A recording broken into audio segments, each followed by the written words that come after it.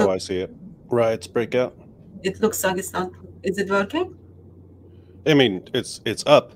Yeah, it's up, but it's not. Oh yeah. Oh, Well, it says you're live. okay. Okay. Good morning, good afternoon, good evening, wherever you are joining us. I have David Wood with me to talk about fallen Britain. Sorry, it's not very encouraging or joyful news, but things pretty much messed up. And how are you doing, David, besides drinking jihad tears? I'm good. It's always a good day when you get to sit back with a nice, cool glass of jihadi tears. Yeah, I saw something on YouTube. I haven't watched it, but it looks like you broke heart of Muslims again. Did I? What'd I do? Apparently, you talked about how Muhammad had sex with his dead auntie or something. Did you talk about it recently? Yeah, I talked about that recently. It's a situation where I've said recently there are all these situations because in that hadith it says basically like he lay with her, slept with her, went down and like slept with her, which is like it's like in English it's ambiguous as to okay, did you go down there and lay there or did you go down there and do something more with her? And it's this weird situation where normally we give the benefit of the doubt. Same thing like it says you got all these hadiths that say that Muhammad was in the garments of his wives, and he would use this as a reason to give special privileges to Aisha. He'd say, hey, I only receive revelations when I'm in her garments and not in the rest of your garments. And you say, hey, what's going on there? Is he actually in their garments? And they'll say, no, there it means house. Like, wait, thawb means house there? Mert. I mean, the word mert, you also have the passages that say mert. That means dress. So dress there means house. Like, what's going on? Anyway, point is, with all these dawah guys just flat out lying and making stuff up, all these dawah guys, like if you say, hey, what's up with your prophet having sex with a 9-year-old girl? They say, but Rebecca was 3, which is completely false and stupid and insane. And then they'll say, and the Catholic Encyclopedia says that Mary was 12. It doesn't. The Catholic Encyclopedia says we have no idea how old she was. So they'll just lie. They'll just lie in order to rescue Muhammad. Now, in response, I cannot encourage lying in response. Their religion teaches that. Ours does not. But I can say, well, we're not going to give you the benefit of the doubt anymore. We're not going to say, oh, here's the best interpretation of this, and therefore we're going with the best interpretation. No, we can go with the worst interpretation. So if we say, hey, there's this hadith about Muhammad laying with a woman in the grave, fine, we're giving it the worst interpretation. He's a necrophile. He was having sex with a dead woman. If we read about Muhammad having semen all over his clothes, the best interpretation is that he just used his garments that he wore to the mosque as a semen rag, which is gross enough by itself, but that's the best interpretation. The worst interpretation would be, you know, DL Kalbi or an animal or something like this. So what I'm saying, what I'm advocating is in all these various instances where they say, no, give us the benefit of the doubt and assume that garment here means house or blanket or something else, give us the benefit of the doubt. Now I'm saying, no, we're going with the worst interpretations of the evidence until you guys learn to stop lying. So that's what I was advocating. But that's what I said I said that like a couple days ago, but I guess someone saw it or? Yeah. Farid respond who doesn't have anything to respond to me. Like I saw the thumbnail with your queers video thumbnail, not thumbnail, with one of your pictures from the queers video titled as "It is not photoshopped." And he fell for it. He fell for it. Sometimes they ignore it, and I was like, oh, they're getting smart. It was like that with Islamicize Me. I thought they were going to lose their minds over Islamicize Me. Someone spread the word, guys, don't react to this. Don't make it. It's just going to draw more attention to it. And I was like, oh, they're smartening up, but not for Reed. I used to do movie nights in mosques with Muslims, sometimes in the coffee shops with Muslims from your Islamizing videos. They were very funny. Yeah, they are. Okay. Hey, on the side note, I got lots of messages from Shia Muslims back then, because most of what we're making fun of is like straight out of Sunni sources. So Shias were like, oh yeah, it's great to see you guys slamming these Sunnis. It's like, oh, okay, yeah, keep showing it then. Thanks, buddies. They used to send me some sources to make a case. In my early days, had speakers going up. instead of like, so now at Speaker's Corner, if you say, is it okay to have sex? Is it okay for a man in his 50s to have a sex with girl who is not bleeding? Is that okay? They know you are talking about Muhammad, and then they start defending Muhammad without you to have your argument. But 10 years ago, you had to say like, oh, this hadith says Muhammad had sex with a child. What do you think about this? Is this correct? Like, you had to spend hours to make your case.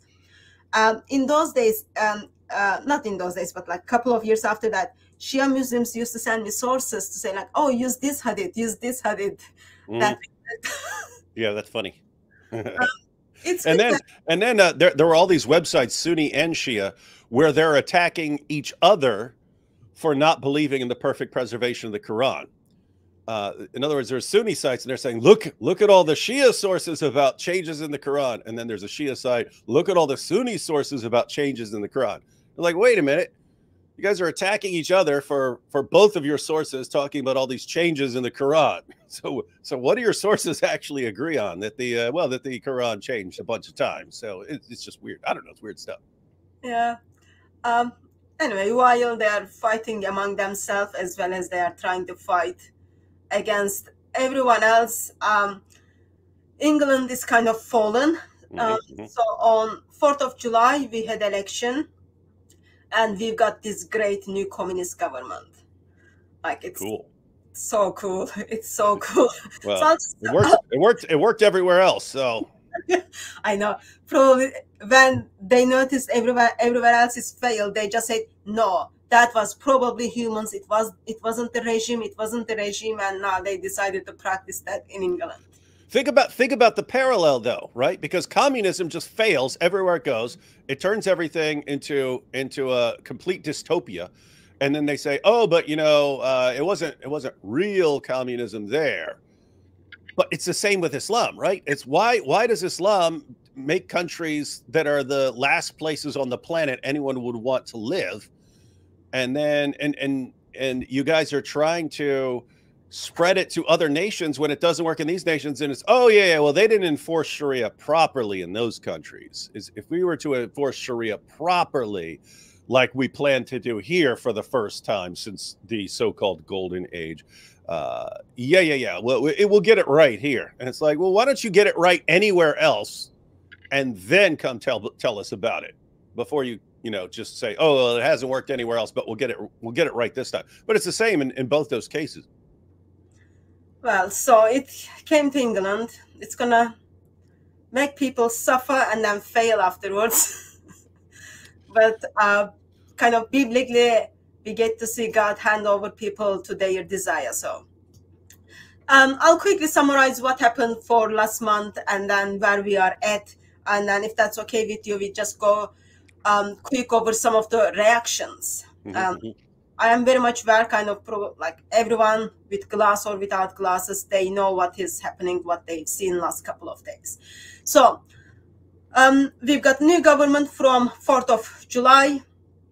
On 11th of July, just a week after we've got the new government decided they are going to release approximately 5,000 prisoners in early September because they served approximately 40% of their sentence. Nice. Yeah. And couple of days after that, Met expressed that they haven't solved any crime regarding burglar, thieves, or phone thief, anything in last 3 years because they've been so busy with these online crimes.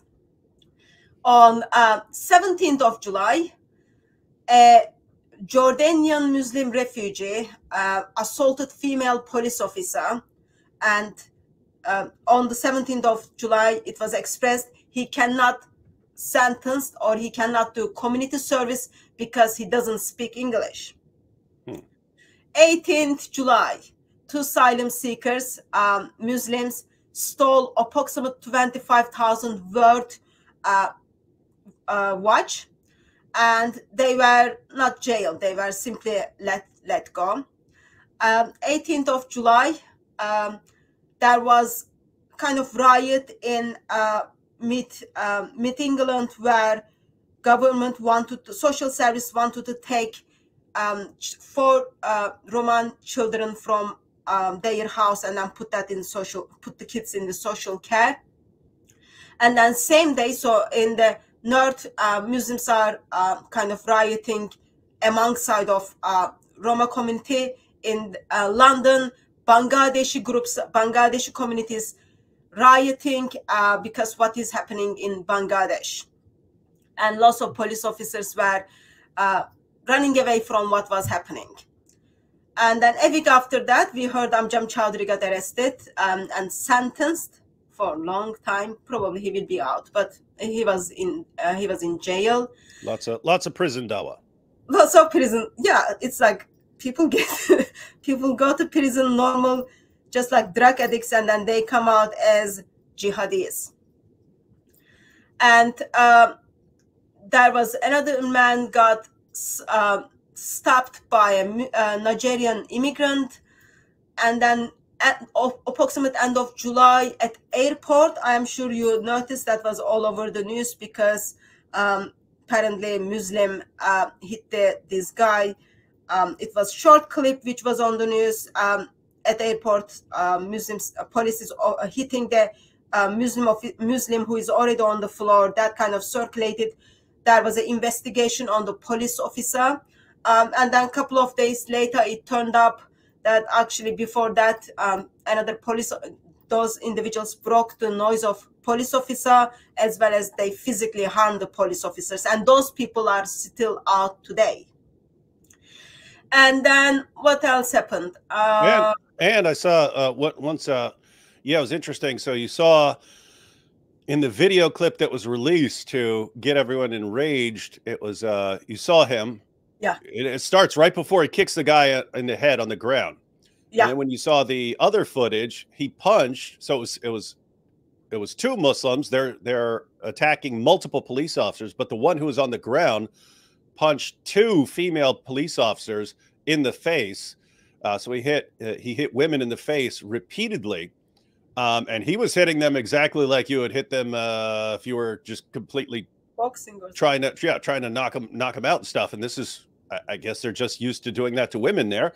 But it's right after that. I mean, bang, bang, woman hits the ground, and then guy hits the ground, and then cop kicks him, right? He's making sure he's not struggling. So it's a totally different perspective. You just punch multiple women in the face here. I'm not playing around with you or allowing you to get up. I'm making sure you stay on that ground. So he kicks him. That's right where so everyone who's recording, then when they post it on social media, they start it right there. Look at this. And they're screaming, he didn't do anything. He didn't do anything.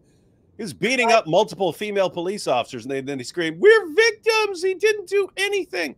Yeah. Anyway, that's the same story over and over again, right? Like, we're going to mess with you. We're going to mess with you. We're going to mess with you. We're going to attack. We're going to attack. We're going to attack until you do anything in response. And then it's, we're victims. Look, does everyone see us being oppressed? Strong religion. Their victim game worked very well. Like it does.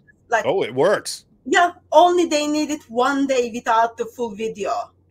And that one day without full video give them lots of platforms. Poor Muslims who cares about assaulted police officers, all that. Anyway, that's it's like, I am not happy with police in Britain, but you kind of see those things and then it just makes you sad. Like some of the police officers simply suffers in the hands of Muslims, and Muslims can simply get out of it. Like that gentleman who was beating the police officer expressed he's got family members in the police, Manchester police. So probably he knows, I won't stay in for a long time. Anyway, so all these things are happening last couple of weeks. And then last week, 29th of July, 3 kids were murdered in South Park. And following day, Prime Minister turned up to put flowers there, and then things kind of start from there. So 3 girls were killed. Something interesting happened in that, like the way I am observing is, there were messages on social media. Police was calling people and then saying they were managing the news. And individual's name is not being published. They said he's only 17 years old. and then lots of information circulated on social media. And up to today, like, we don't have his name, we don't have his picture. So there are certain pictures from his young ages being circulated. Somehow government is not sharing those informations, and people are upset. People turn up the protest, and then the police, which we never had money to kind of come and help, suddenly turn up the area and then kind of attack the men and women over there. And then since then, almost every day something is happening in England, different parts of the country. People are rioting. Muslims are walking around with machetes. Muslims are saying, if you are armed, leave your arm in mosque. Don't bring it with yourself. All those kind of things. And from this perspective, I am looking as like there is communist government is doing what communists do best, destroying humanity. So our prime minister makes some announcements that they are setting up emergency securities for all mosques.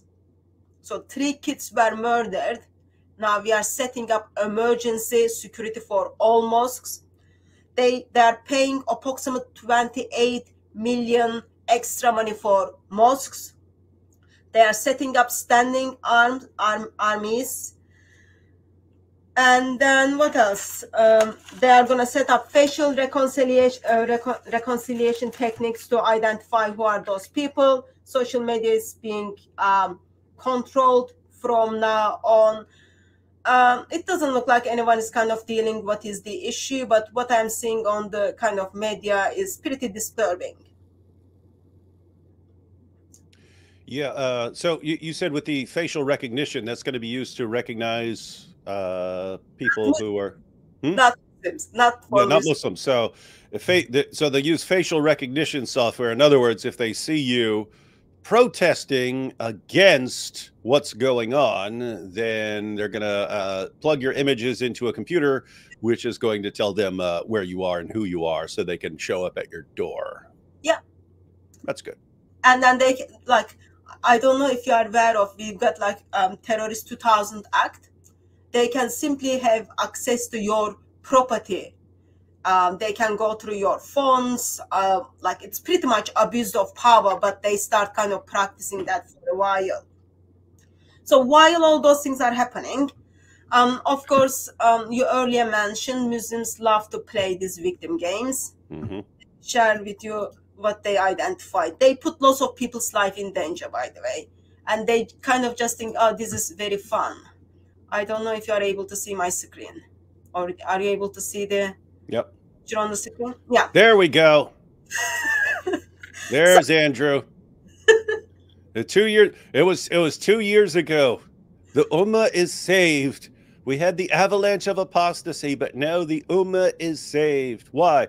Because the most Googled man on the planet in certain months of 2022 has converted to Islam. The Ummah is saved. And now you've got 5 pillars UK, Muslim, I guess, journalist in this case. I mean, Dilly Hussein, we all know who he is. But yeah, Dilly Hussein now calling out Andrew Tate for being, what is that? One of the top 10 online instigators of far-right riots in the UK. Poor Andrew Tate can't win. No matter what he does, he's got people blasting him. Well, so I'll show you some of the messages. You will see.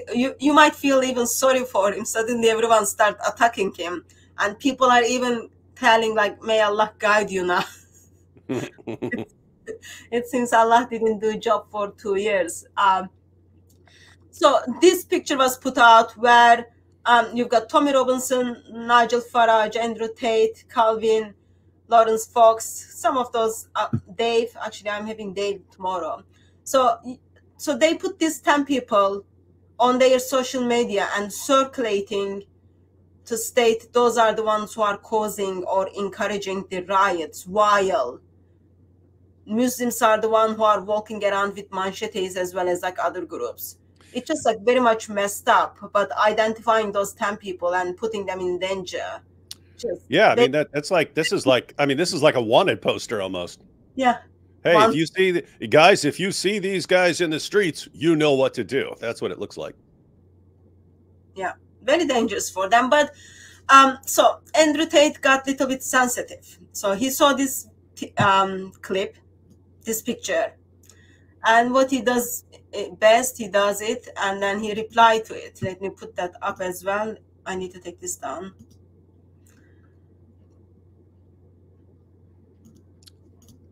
Yeah, Andrew's not going to want to lose the support of the Ummah here.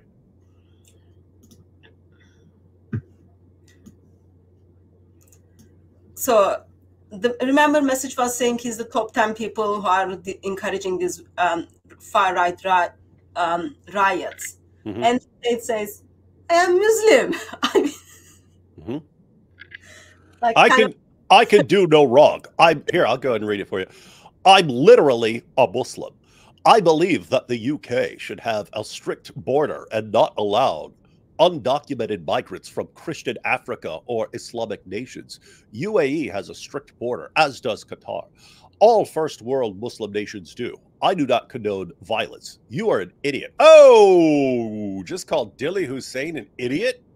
Yep. Uh-oh. Dilly's a narcissist. He's not going to be able to take that.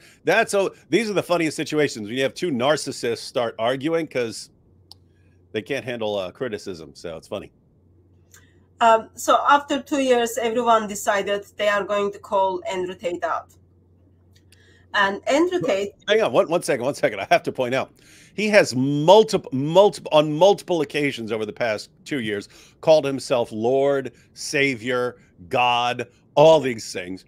And every time you'll get a couple of Muslims saying, hey, should you really be calling yourself God? And then everyone will go, come on, he's a new Muslim. He doesn't know any better. He doesn't know that he shouldn't be calling himself God. And then, hey, Andrew, why are you posting all these pictures of yourself with these girls in bikinis and so on? Oh, he doesn't know any better. He's a new Muslim. And so calling himself God, yeah, they'll let him slide on that one. But now he's in trouble. Now he's in trouble for having a problem with the borders there in the UK. Yeah. And also, he's in trouble for praising. Like, did you see the short clip where he's praising Lord Jesus Christ? Praise the Lord Jesus. Let me put that down first.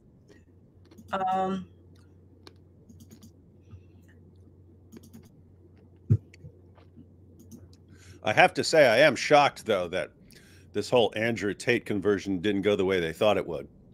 It went for 2 years, but now...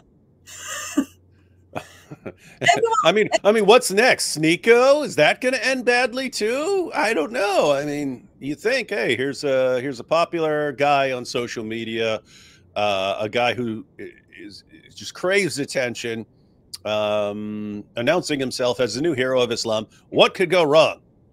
And they all say, nothing could go wrong. I'm thinking, oh, some things are going to go wrong here. And no one called him out for being half naked. Everyone is okay with that. Now people are not okay with him saying Tommy Robinson is correct, as well as saying border needs to be controlled. Listen to this one.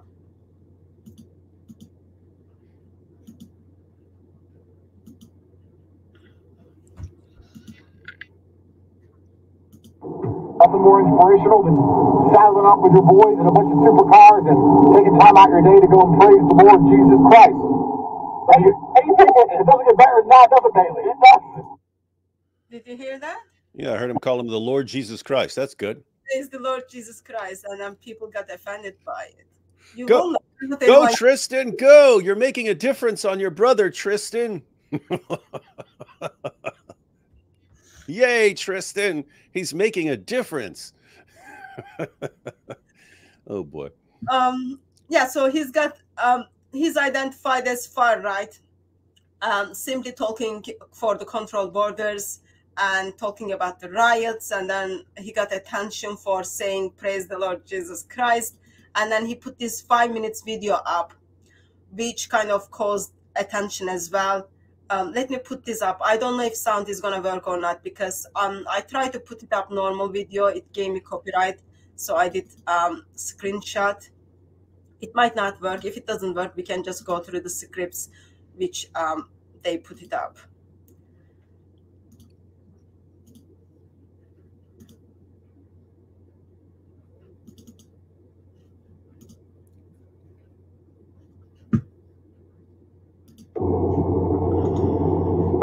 Muslims are trying to give me a hard time online, as if they are perfect people. I'm sure they're not sounds bad. and drinking alcohol. They're perfect, exactly. Audio is very bad? Yeah. Okay, then I'm not playing this. He's talking about how Muslims are giving him difficult time, thinking that all those Muslims are correct. He just simply talks about how borders needs to be controlled. It's altogether 5 minutes video. He's just fed up with all Muslims are messaging him. And one of the Muslim who is messaging him, of course, the one who cannot turn blind eye to him anymore.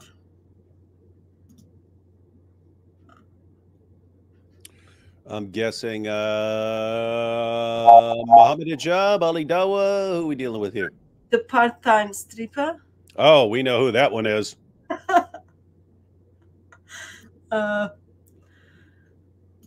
That is funny. So everyone understand the situation, right? Again, you have Andrew. So Andrew Tate converts a couple years ago, and that was he converted right in the special phase where they're panicking over the avalanche of apostasy, and it's like the Ummah is drowning, and they're looking for anything to cling to, like a life raft, and they get this idea: if we can just get some popular social media influencers on our side, that will save the Ummah.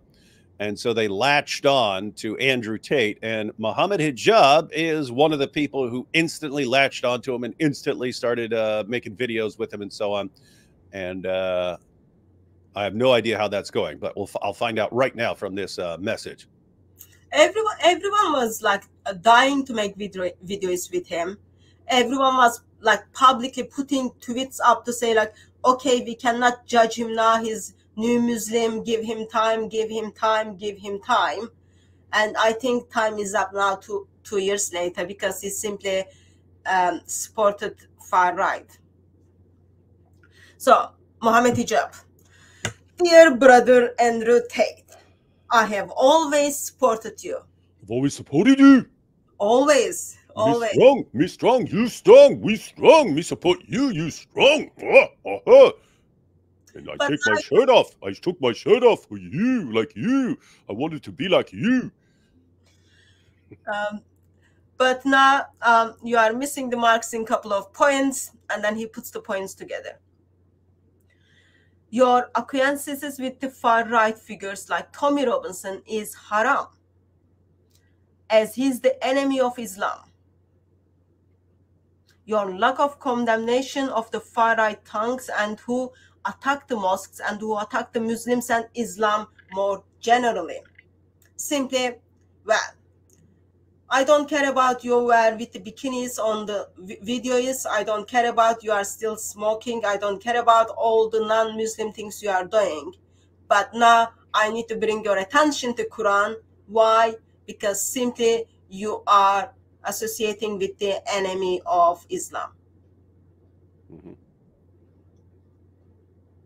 And I mean, you have to find this really interesting. I mean, the thing they flip out on him for is saying countries shouldn't just let an endless array of people just showing up in boats in the country. And Tate pointed out, it's like, wait a minute, Muslim countries are like that. Muslim countries don't just take everyone in. Why should the UK, when, I mean, the Muslims here are making it obvious they want unrestricted immigration to take over the place, right? That's what they're, hey, this is part of our plan for ultimately taking over the country. And Andrew Tate, you're criticizing it. And so that's their objection. We're trying to take over the UK because we can't make Islam work anywhere else. And so we need it to work here. And so we need more Muslims to speed up the process. And then Andrew Tate's against it. He's against it in a sense, like, don't come with the boat, get your passport, get your visa, through airport. That's all he's saying. And I think that's how it needs to be. You come to airport. If you got a problem at airport, you have to deal with it. But you need to come to that stage. Like, you can apply for visa, get your passport, reject it. You come illegally, and people don't even know who you are. Yeah, that's and that's the perspective of lots of people. Lots of people don't have a problem with the idea of immigration. It's like when people show up in a boat, you have no clue who they are, what they've done. You don't know if they just came out of a prison, a mental. You don't know. You have no idea, and so they haven't been vetted at all. And that's the objection that lots of people have. And that's apparently Tate's perspective, and it's too much. It's too much for Mohammed Hijab. How dare you? How dare you? How dare you not want open borders? Which is, by the way, is amazing, because what these same guys accuse Israel of doing is moving into a land until they took it over. That's what Israel is accused of. You moved a bunch of Jews in there and then took over the land. It's exactly what Islam has been doing for centuries, and it's exactly what they're trying to do in multiple nations right now. And so I don't know. It's just weird that what they mean is, it's good when we do it and bad if anyone else does it. So I guess, like, I don't know if you picked up a couple of years ago, it was on the news. Someone again came by boat and introduced his age as being under 18, and then he was put with the kids in the same hotel or same house.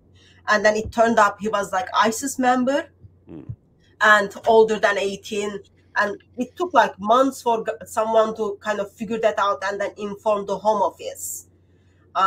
So I guess Mohammed Hijab is very much where if people come with proper paperwork, then there is a possibility, of course, government is going to ignore, but there are people who will kind of notice, oh, we've got dangerous people who entered in the country, but so he doesn't want that to be public. Probably he wants people to come with the boats so that they can just like build their home. And if they, I don't know if they come with the passport, I don't know if they get like all that benefits. I think when they come with the boat, they get more benefits. Must be nice.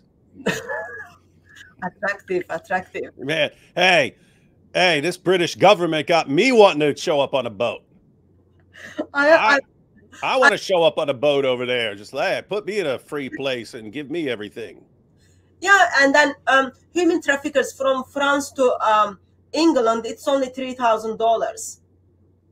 And you can get like much cheaper. You can even like get free, simply kind of jump into the truck or something. Anyway, so Mohammed Hijab continues after he kind of brought Andrew Tate's attention to Quran, what Islam teaches about their enemies, all that. Having said that, your anti-immigration political view, despite me considering to be off the cue and wrong, are not blasphemies.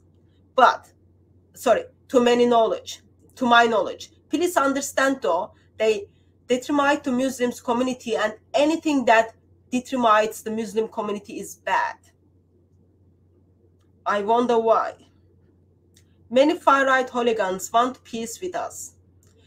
They want no peace with us. They consider us to be impossible subject. Our existence frustrates them. They are one of us. You are one of us. They will never accept you fully until you embrace their beliefs. Okay, let me read this again. So because I'm just like, he's talking about Islam, yet he's blaming far-right right now. Many far-right hooligans want no peace with us. He meant to say, as a Muslim, we want no peace with anyone until they become Muslim. They consider us to be an impossible subject. Muslims are just impossible because Islam is impossible. Our existence frustrates them. Wonder why? You are one of us. One of us. I was just thinking that your video. One of us. One of us. They stole that from your video. Yeah, he did. Now we know Mohammed Hijab is watching. They will never. Surprised he didn't put that. Come on, brother. You are one of. Oh no, that's my Tate voice. You're one of us. One of us. Gooba gobble, what it was. They will never accept you fully until you embrace their belief. So that's Muslims never accept you as friends or anything until you become Muslim and start like doing what the Sahabais wants you to do. So that's like kind of what Islam, but he kind of puts that as many far right hooligans.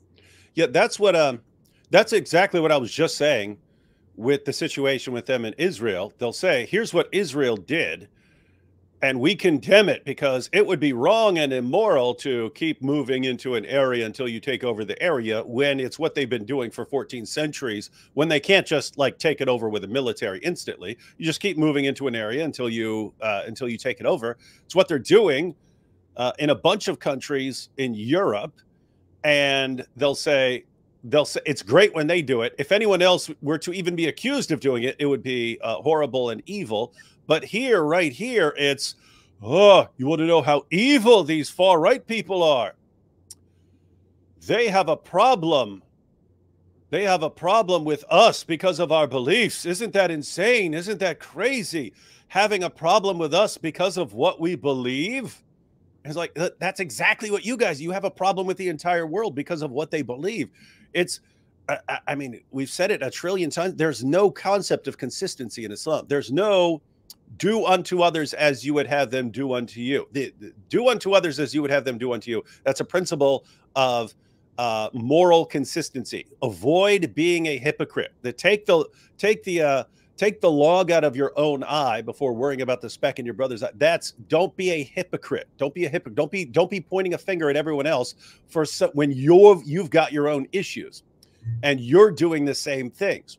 And what do we find over and over again? Every single thing that someone like Muhammad Hijab is pointing his finger at, Dili Hussein, all these guys, look at what everyone is doing. Look at what these British far right are doing. Look what the Jews are doing. That's the stuff that only we're supposed to be doing. We're the only ones who are supposed to be doing that. And other people are doing that. It's not fair. Everyone is supposed to sit back, keep their mouths shut as we take over the world. And they're not. We can't take it. I don't know. It's just insane. If you think about it, like he's got approximate, when I kind of take the screenshot of this, there is approximate 400,000 people viewed this message.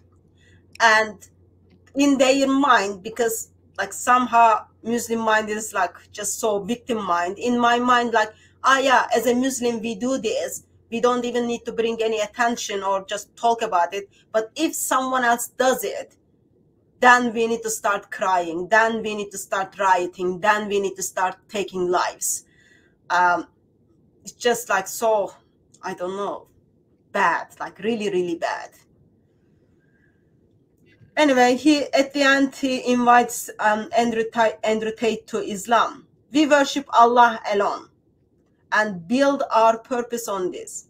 None can complete with this. I urge you to endorse this message and salvage this situation.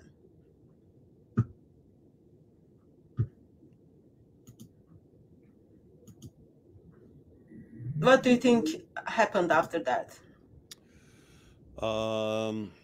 It's an interesting situation where I don't think they don't really want to blast each other because they need each other. It's mutual manipulation. Tate needs the Ummah defending him because he's got all his court cases and stuff, and he needs a group of followers who are going to mindlessly agree with him no matter what. And the Dawa guys want access to his fans, and they want to be able to say, look, here's a guy who's popular on social media and he converted to Islam. So yeah, I don't think they actually want to destroy each other. Because yeah, they need one another's yeah. So they want to iron it out and get Tate. Just go back to calling yourself God and having girls in bikinis all over your videos, and just don't side against open borders when boatloads of Muslims show up. Just don't be against that. Call yourself God all you want. Have all the girls shaking their whatevers in the camera. Do that. All the porn you want, doesn't matter. We don't care.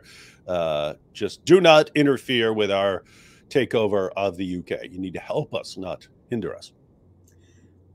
Although it should concern some Muslims that why Mohammed Hijab wants to get access to Andrew Tate's views, since there will be a big part of certain group will be watching those naked women.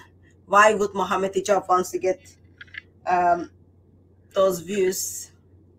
Should bring some question to Muslims. Yeah, especially, I mean, especially when Andrew Tate, it's like he's giving Muslims a glimpse of what Jannah is going to be like, right? So it's a guy sitting around surrounded by girls who are doing whatever he says. So I mean, this is what you have to look forward to, guys. Except the girls will be a little younger. This is the shadow of Jannah. So Andrew Tate wanted to respond, and he responded, "I understand you, Mohammed Hijab. I feel the pain you have," he says. That's how I'm interpreting that. I understand you. I understand the frustration of white man because he is losing his country right before his eyes. I try to be fair in my worldview. Ah, that's the problem.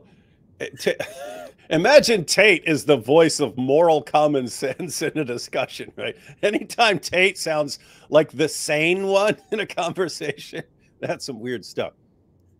He sounds like the morally good one here, the morally consistent one, the one who's not an insane hypocrite. That's wild. Actually, if you didn't know anything about like his background and what he does, and then you just kind of read the first tweet regarding like that short video, 5 minutes video, it might make you think, yeah, this looks decent guy. But wow, what a good guy. This guy's my hero. Yeah, if I just got on the social media for the first time today, I'd be like, who is this voice of reason in on Twitter there? So he's reasoning with the voice of reason, with forgetting that Allah doesn't like reasoning. I try to be fair in my worldview. It disgusts me seeing Gaza being conquered by Israel. So I understand how the native Englishman feels. As Muslim, do we not understand his point of view? No, you don't. That's the problem. Tate, that is why they're flipping out on you. You are not seeing things from a straightforward Islamic supremacist perspective where we get to treat everyone in the entire world like garbage and everyone has to treat us with the utmost respect in return, right? That's the way things are supposed to be. And you're saying, why don't we try to see things from other people's perspective, and why don't we be consistent and not hypocrites? And that's haram. That entire perspective is haram. Yeah, so that's why people are asking him to worship Allah alone, because it's not only he stops there. He says, can we not show compassion and kindness and understanding? Nope. What's the Quran say? Merciful among themselves. Severe against disbelievers, merciful among themselves. Here's Andrew Tate saying, no, let's all get along and be compassionate towards other people. No, not how it works. Let's try to understand their viewpoint. Let's try to show understanding and then kindness and then try to solve the problem. But no, apparently no, not in Islamic way. We should be standing in solidarity with the natives and helping them point their anger in right direction. A government which has forgotten them. Open dialogue is the answer, not violence. Wow. I still can't get over the fact that Tate sounds like the reasonable. Yeah, the reasonable one when he's in a discussion with the Dawa clowns. Yeah. That's sad, isn't it? Yeah, and I mean, but yeah, this isn't going to work. They're not going for this. I mean, think about this. It's Tate saying they should direct their anger. We should help the natives direct their anger in the right direction, which is a government which has forgotten them. Yeah. But guess what? That's exactly what the Dawa guys want. They want a government that is only defending Muslims and is throwing everyone else under the bus. That's exactly what they want. So Muhammad Hijab is reading this as I don't understand Islam. I don't understand Islam, or I don't care enough about Islam because I'm totally on the wrong page right here. So even though anyone else in the world would be reading this going, well, this guy's making way more sense than hijab, from the Islamic perspective, this guy is Tate's a complete lunatic. He does not understand Islam at all. It's sad though. Like, just like 2 years, someone who converted Islam within 2 years, with not following Islam in a way Muslim missionaries wants, is more reasonable than Muslim missionaries who are just like selling their souls and shirts and bodies, all that, to make money. Just like 2 years convert is more reasonable than them. Mm-hmm. But that convert is not Islamic. That's different though. Yeah. So Andrew Tate is he's clearly a narcissist. I think that if he were evaluated, and his dad was a diagnosed narcissist, that's why he like got kicked out of whatever government role he had. He had narcissistic personality disorder, and you see the same thing with Andrew Tate. So, guy has an actual personality disorder where the entire world revolves around him, and it massively affects your ability to reason correctly about ethics. And yet, that guy, a guy who has a personality disorder that keeps him from understanding things from other people's perspective, is the one is the voice of reason here, who's saying, hey, we need to understand things from other people's perspective. And then the ummah is going, what are you talking about? This guy sounds crazy. He sounds crazy. What are you talking about? Everything. Which part of until religion is all for Allah did you not understand? You're not supposed to care about anyone else. Everyone else is. Which part of they are the worst of creatures did you not understand? Those people that Andrew Tate is defending, they are, according to Islam, the worst of creatures. They're lower than dogs. They're lower than pigs. How should the government treat them? The government should treat them like complete, utter, total garbage. And that's the way the government is treating them. And Tate, you're saying that the government needs to actually change and respect the citizens that they're sworn to protect? That's insane. It's ridiculous. It's completely un-Islamic. It's haram. Shame on you. Better be careful. They can come after him as an apostate with all this being compassionate stuff that he's talking about. Yeah. So he suddenly got like, everyone wanted to keep him accountable. Whoa, look at that. Everyone wanted to keep him accountable, but suddenly everyone decided, yeah, they are going to keep him accountable. So, and Muhammad Hijab, another like narcissist, wanted to reply to him. As a Muslim, I have no moral duty to please white Britons. If I am honest, I don't care too much if a minority of them feel agitated of our existence in the UK. Pause it. Think, is that he always has to frame it as people just have a problem with Muslims existing or something like that. As far as I can tell, the issues are things like the grooming gangs, where you've got all these Pakistani Muslims who think that they can rape, gang rape, pimp, drug young British girls. And then what happens when it gets pointed out that this is what's going on? The government tries to cover it up, and they refuse to do anything because they don't want to be called Islamophobes. So they let this go on for years until thousands and tens of thousands of young British girls are abused in this way. And so that finally hits the people of Britain. Wait a minute, you've got this group and they're doing some really, really evil stuff, and the government protects them. The government protects them from criticism.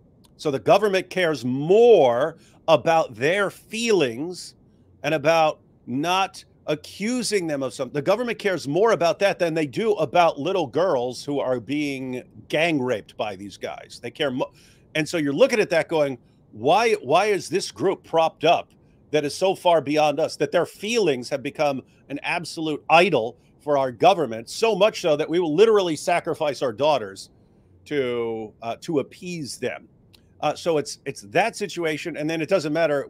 It doesn't matter what else happens as far as jihadis attacking police officers, attacking people, marching through the streets with machetes. The government's always on the side of the jihadis and the Dawa guys. And the British people are looking at this going, we have a problem with one group coming in and them suddenly instantly being superior to us, according to our own government. They're saying that's a problem. How does hijab describe that issue? Well, they're agitated at our existence. Well, they're agitated that you guys are raping a bunch of little girls. That's what they're at, and they're agitated that the government will not intervene unless they get shamed into doing so. Other than that, they would cover it up. They would just cover it up. That's what's agitating them, hijab. And so what's agitating them is the teachings of Islam, that Muslims are superior to non-Muslims, and you guys act like that. You guys act like you're superior, even though you're doing some of the sickest, most evil stuff, because that's what happens when you say, hey, let's build our morality and way of life around a 7th century Arabian caravan robber who was also a rapist and a pedophile. And then you see the results of taking him as your moral example. And they say, whoa, we don't like this. We don't like that this is given a privileged status and that police bend over backwards to appease this and throw us under the bus and come and arrest us when we complain about it. We don't like the way this is going, and we can't let this continue. And then how does this get described? They just have a problem with our existence because they're the evil ones, not the guys who want to go around banging little girls. I just also want to remind people, as David Wood is saying those things, yes, British government intentionally turned blind eye to what happened to those kids.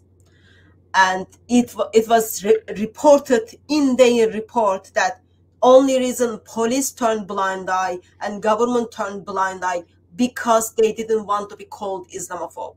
That was the only reason. They didn't want to be called Islamophobe. Therefore, they sacrificed those girls for Muslim men to rape and then sell and then rape and then sell more, rape more, sell more. It's just... And people don't realize how sick and evil this was, because this is back when I was blogging. And people could still go and find it on my old Answering Muslims blog. But one of the posts was an article about how a girl's father, so a girl who's like 12, and she's one of the girls being pimped out by these guys after they groom her and so on. He actually follows her to one of their houses and so on, finds out because she'd been talking about what they're doing to her and stuff. He shows up, calls the police. Police come and arrest him for being a racist. Yeah, I remember that. Yeah. Yeah. So that's what the people of Great Britain are realizing, and they're thinking, wait a minute, if this is the situation when these guys are this tiny percentage of the population where these guys can literally come and gang rape my daughter and police will arrest me for complaining, that's kind of a picture of what's going on in all of Great Britain right now. One group can do whatever they want, and if we so much as object, hey, don't rape these girls, if we so much as raise a criticism, police show up to destroy us and destroy our lives. And they're looking at that going, if that's what it's like when these guys are this tiny minority of the population, what's it like when they're 30 or 40%? They will literally be able to do anything. They will be able to walk into a room, gang rape my wife and daughter, and police will execute me by that time or something like that for so much as objecting. How dare you? Shut up, know your role. They get to do whatever they want. They're superior to you. And it's like, what? Why are we doing this? Why are we putting up with this? And anyway, but that makes you the bad guy because apparently you're an Islamophobe if you don't want your daughter being gang raped by Pakistani dudes. It's not only for daughter. It's like, nah, you can't even go and report proper rape,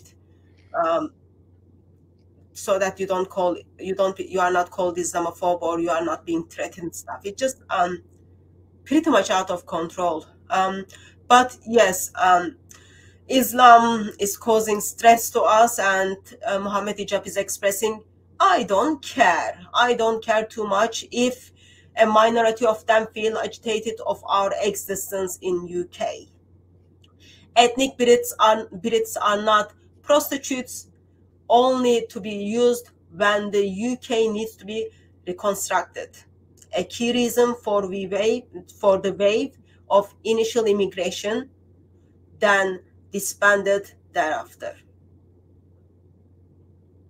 The compassion with Gaza is behind problematic. The English Defense League itself was registered as the English and Israeli Defense League. You are better than to say nothing of violence against our mosques in Southport. You are better. It's just like, so they are just waiting, okay, for someone to just do something to a building, to mosque, and then so that they can run all media. Oh, our mosques are being attacked, so that government can give almost 30 million to them, as well as provide full-time protection to them. Why? Because one of the mosques is being attacked. It's not like, I'm not even discussing like, should it be or not, because it is wrong at the first place. But also I heard the clips where Muslims were saying, leave your arms in the mosques. I've been to mosques and I have seen what people are teaching in mosques, what is happening to the girls in mosque. But apparently there is a violence against our mosques. There was actually one mosque over there, but you are better than to say nothing against the racism failure, whites attacking Islam and Muslims. Yeah, so wait, so hijab isn't complaining about the Muslims running around attacking other people? No. No, of course not. It's completely acceptable. That's the way it should be. It's strong Muslims controlling and attacking everyone else, and everyone else accepting it, willingly, being good dhimmis. That's what the world is supposed to be like. And yeah, I mean, let's face it, they love it when someone attacks Muslims or something like that, or attacks a mosque. And that's how it works. And we saw this in the US. So you'd have after 9/11, so thousands of people killed in the name of Allah. And then someone, because I mean, if you've got hundreds of millions of people in a country, you're going to have some people who cross some lines.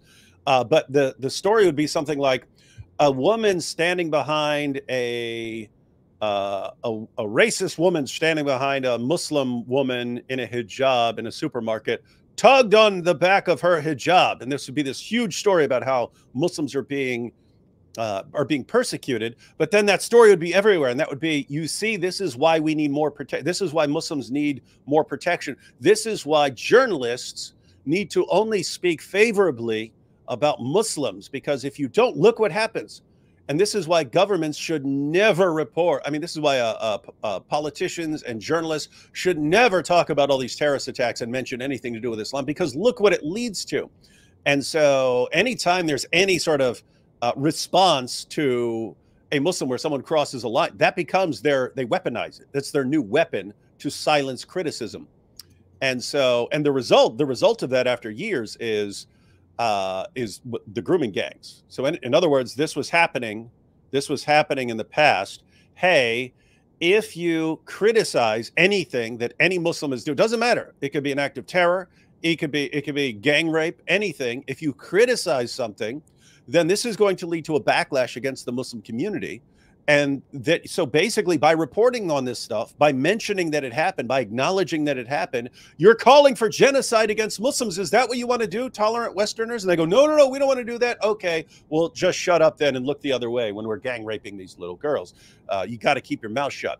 And so when someone actually does something to a mosque, or I saw a video where they pushed over like a dawah stall or stand or something like that.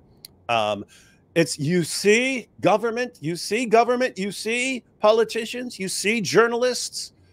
If you don't support us and go after these guys and arrest all these guys, and if you criticize anything any Muslim does, you're basically supporting the attacks on our mosques. You don't want to be like that, do you? They go, no, we don't want to be like that. Okay, go arrest all those guys and look the other way when we're marching through the streets with machetes.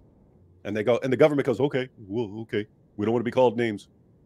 Yeah, and then when you watch those clips, you get to see how police is helping Muslims who are like going to these riots. Even there is like a clip from Sky News where reporter is reporting what is happening in the area. You can see like Muslims are coming with their machetes, and then she already put helmet on her head as she's reporting, but she doesn't even bother to mention that they've got machetes and knives. She just like, oh yeah, it seems they're a bit upset. I wouldn't be surprised from now on if I see, oh yeah, another hijab is taking down. Oh, another hijabi, or another hijab is taking down. It's just like so upsetting. Poor Muslims, they are successful victim players. Just makes me angry. Anyway, Mohammed hijab finishes with hope. I hope. Always good to finish with a ray of hope. And that's what Mohammed hijab is. He's a big, giant, 6'8", 300-pound ray of hope in this dark world. And he's like Andrew Tate have the same attitude towards the radical feminism, as well as towards the enemy of Islam. So he can defend the abuse of women as much as he defends the right of Islam, the right of Muslims. Yeah, isn't it fun? Like Tate against radical feminists. What is that? It's girls have to be our porn girls. That's what we do. We turn, yeah. I wish you'd be as staunch and fearless against the Islamophobes as you are against women. Yeah, just take these Britons and turn them into your cam girls. I guess that's why Mohammed hijab is looking for his audience. I guess trying to steal Tate's audience. So, anyway, there are a couple of other things, but it's 9 o'clock almost. It's 4 o'clock over there for you, and you've got appointments. So I'm gonna let you go. It's very much messed up in England. Police's attitude towards people who are protesting or who are rioting is very different from one group to other group. But overall, there are human beings who are suffering and who lost their children, and still their kids are, some of the children are in hospital. Our government already forgot about those kids, forgot about those families, and now their focus is hunting down the kind of anyone who hurts the feeling of Islam. Do you see any hope for us? Yeah, I mean, and by the way, this is the problem. This is the problem, that you have a bunch of people, and AP and I were just talking about this, but like in the United States, it's normally thought, hey, if I'm having a problem, if someone is doing something or is attacking my daughter and I find out about it, I can call the police, and the police will go and arrest that person who's abusing my daughter. If 5 guys are gang raping a 12-year-old girl, those 5 guys are going to get locked up and they're going to go to prison. So anyway, if there's it's thought here in the US, hey, if there's a problem, there's a system in place that can help you with that problem. So you don't have to run out guns blazing or anything. You don't have to do that because you can actually call the police. If something is if there's a big problem, you can alert the media. Hopefully the media will report on the problem. You can contact politicians and so on. You can contact people. In other words, there's a system in place that's there to deal with problems,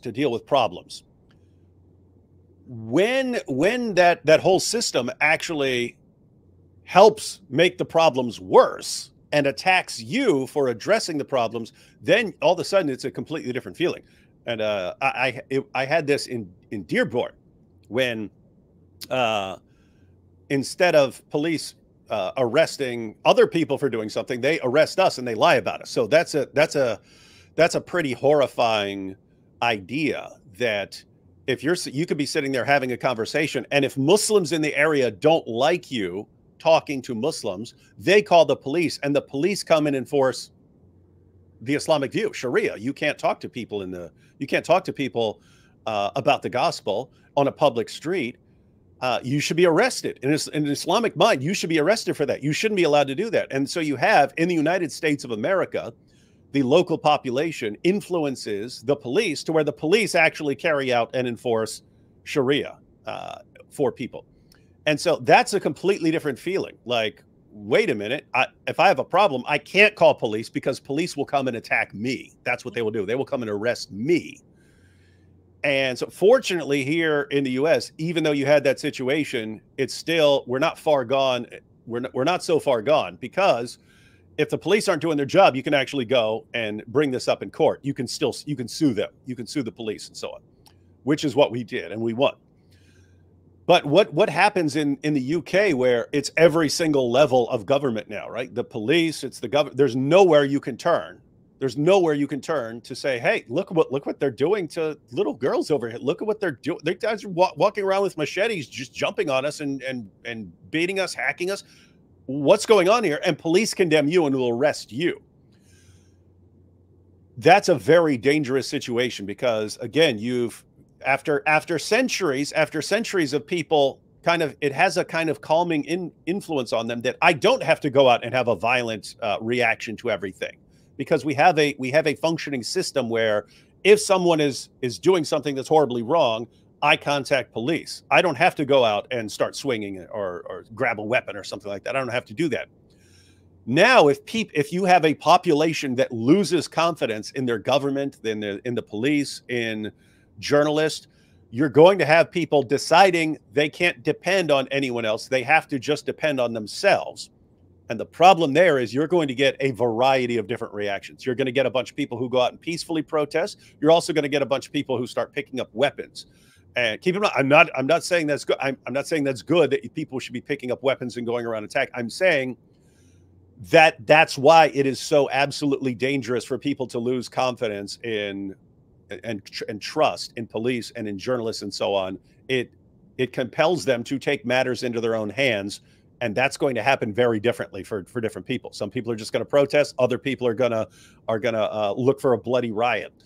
And that's why you don't want the system to break down. You don't want to go back to wherever it's every man for himself. It's basically a state of nature. Everyone attacking each other because you have no system in place to keep order. You don't want that. But it's what they're doing in the UK. And what it looks like what's going to happen is you're going to have people reacting because they don't trust the government, and the government's going to come and crush them. The government's going to come and crush them, arrest them, lock them up, and so on, instead of actually dealing with the problem. And so it seems like it's going to get worse. It seems like it's a really, really bad situation. And I have to say, it's just what Islam does. It's just what Islam does. You inject Islam into a situation, it's inevitable that Islam starts destroying the entire system from within. Because the goal in Islam ultimately down the road is to give everyone the choice between complete chaos or Sharia. That's it. They want the choice to be between Islam and chaos, because if you give the choice between Islam and anything else, people will choose anything else. People will choose anything else over Islam, unless it's complete chaos where you have no semblance of anything, of any kind of order in your life, and it's every man for himself. Then you'll say, okay, at least Sharia gives us some degree of order.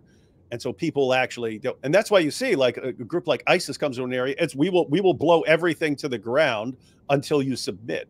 They want it. They want you to have no stability. They want you to be psychologically destroyed to the point where I will accept anything other than this chaos.